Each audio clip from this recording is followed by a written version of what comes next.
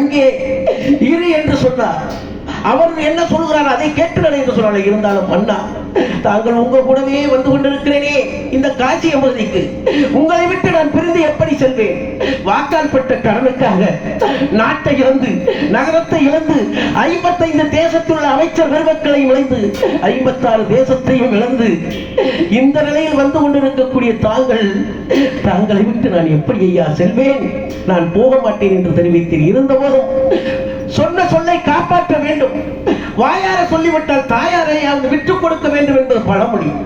ஆகவே சொன்ன சொல்லை காப்பாற்ற வேண்டும் என்பதற்காக 10,000 பொன்பொருள் கொடுக்க வேண்டும் என்பதற்காக அந்த காசியம் பதிலே 4448 வீதிகள் அடங்கிய மன்னரை, அந்த சத்தியம் தவறாத உத்தமனை, தந்தாரம் என்று பிரேதாரம் இச்சிக்காத அந்த உத்தமனை விலையோ விலை என்று விலை கூறினேன். யாரும் வாங்குவதற்கு வரவில்லை ஐயா. கடைசியாக அந்த பஞ்சமர் வீதியிலே என் மன்னரை விலையோ விலை என்று விலை கூறினேன். அப்பொழுது வீரமாக என்ற ஒரு நீச்சன் என் மன்னரை அடிமைப்படுத்தி 10,000 பொன்பொருள் கொடுத்தார். அதை வாங்கி ஐயரிடம் கொடுத்து விட்டு மூச்சித்து கீழே விழுந்து சிறிது நேரம் கழித்து எழுந்து பார்த்தேன். என் மன்னரை காணவில்லையே, என் மன்னரை காணவில்லை. அன்றிலிருந்து இன்று வரை என் மன்னரை காணவில்லை என்று தேடிக்கொண்டே இருக்கிறேனே.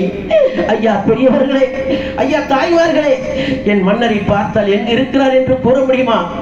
ஐயா, அன்புள்ள பெரியோரே, அறிவுள்ள தாய்மாரே, மன்னரை